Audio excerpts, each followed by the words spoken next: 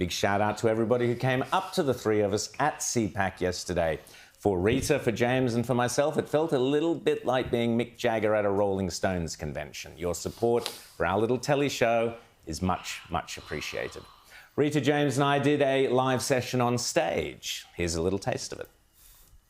Another question. Are there any Bob Dylan fans here? Oh, God. OK, if you're a Bob Dylan fan, can you please stand up, please? The rest of you, what I would like you to do now is practice what I call a cat's bum mouth. That's when you purse your lips like this and look like you're very disapproving. Think of Paul Barry on the ABC Media Watch talking about outsiders, for example. So, face like that, okay, very disapproving. Did you see how easy it was for me to divide a group of people? We've got 1,000 people here. This is what a so-called conservative government did in this state less than 12 months ago. They turned 90% of the population against 10% of the population.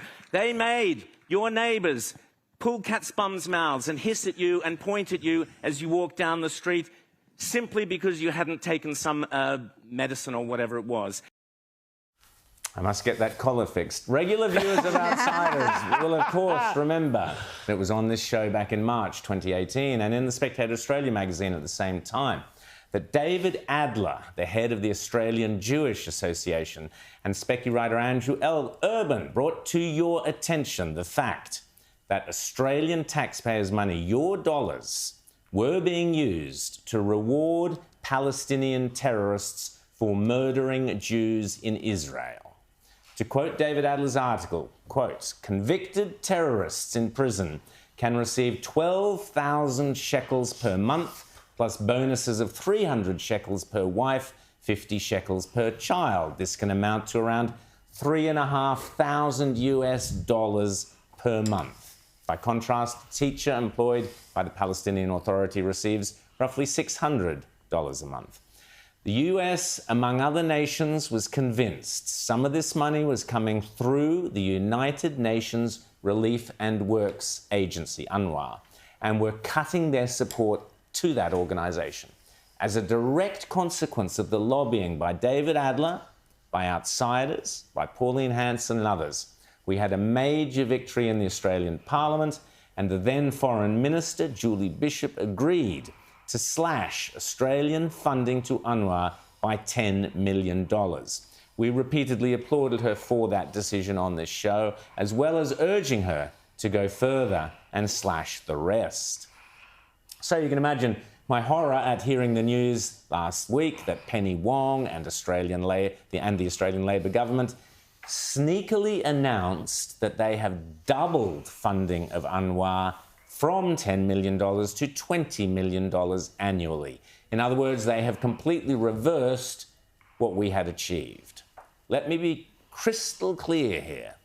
Knowing full well the repeated and acknowledged concerns here and around the world that taxpayers' money, and yes, Australian taxpayers' money, your money, was being used to pay for terrorists to murder innocent people. Knowing all that, Penny Wong and Anthony Albanese reversed the decision to cut that funding. Think about it. As David Adler writes on the Australian Jewish Association Facebook page, this is reprehensible. Australia is increasing the funding of hatred and terror incitement. And I quote, "Even as European countries are suspending and reviewing their funding, even as numerous reports expose the teaching of hatred, anti-Semitism and glorification of terrorism in UNRWA's textbooks, Australia will double our grants to that organisation." And David Adler goes on, "The UN Relief and Works Agency is responsible, UNRWA is responsible for education and some other services to Palestinians. It does not solve refugee problems through resettlement, but perpetuates and magnifies problems.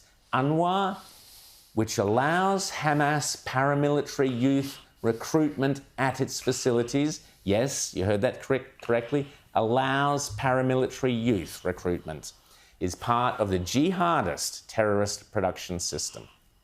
Indeed, only 4 weeks ago, the EU blasted UNRWA's Commissioner General over anti-Semitic Palestinian textbooks. Can't Penny Wong read? Back in 2018, the EU also froze $17 million in funding over hate speech against Israel in school textbooks. But instead of paying heed to those warnings, Penny Wong released a mealy-mouthed statement saying, "In recognition of the vital work UNRWA undertakes, I am pleased to announce today that Australia plans to double our contribution to UNRWA this financial year from $10 to $20 million. Respect for all religions and people is important.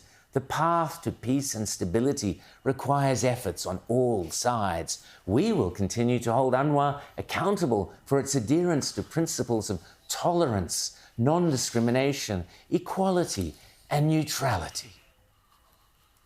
Yeah, right, Penny. That makes sense. Hold them accountable by giving them an extra $10 million. I have warned time and time again that modern Labour parties are no friend of Israel, and indeed the worst and most persistent anti-Semitism and Jew hatred today comes either from certain Islamic nations or from the left.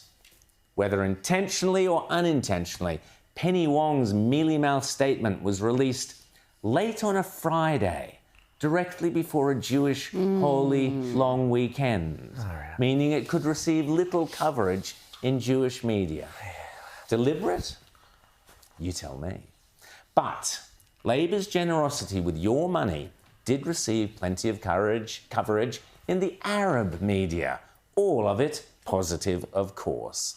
This Albanese Labour government is a radical, hard-left government that is implementing all its favourite programs with lightning speed, and nobody is doing anything about it.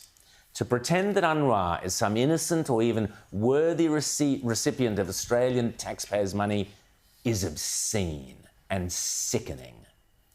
Adler gives the example of Ella Mansour, an UNRWA teacher who on Facebook wrote, "By Allah, anyone who can kill and slaughter any Zionist and Israeli criminal and doesn't do so doesn't deserve to live.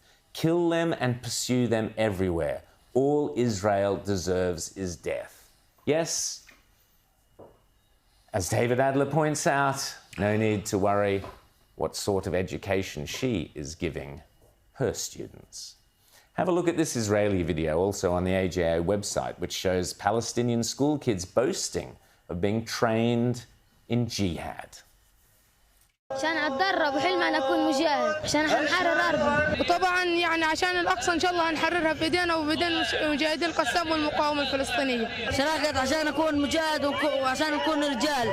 شاركت في المخيم عشان نبقى عندنا وجهيه كيف نحارب العدو الصهيوني، كيف نرجع ارض الاجداد، ارض فلسطين، ما نرضاش على الارض فلسطين ان نضلها مع اليهود. وذلك لابد من تحصين هؤلاء النفوس وتقويه المعنويات بحيث يكونوا أقوياء في الدين، أقوياء في انتمائهم للوطن، أقوياء في انتمائهم أو بانتمائهم للجهاد.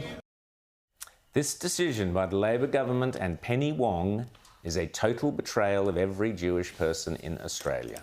It is clear Labour would rather pander to the globalist elites than actually protect innocent Jewish lives. Penny Wong prattles on about being a supporter of a two-state solution, but how can there ever be two states when the Palestinian authorities are committed to sponsoring terror? Every Jew and every friend of the Jews in Israel should write to their MP and protest in the strongest possible language about this atrocity. And boy, do I get sick of saying this, where is Peter Dutton? Not a word, not a peep out of the opposition that I have heard on this matter. Peter Dutton was a member of the cabinet that took the correct and the only morally justifiable decision to cancel that aid originally. And yet total silence while that policy is reversed. Not good enough, I'm afraid. As for Labour and Penny Wong, they should hang their heads in perpetual shame.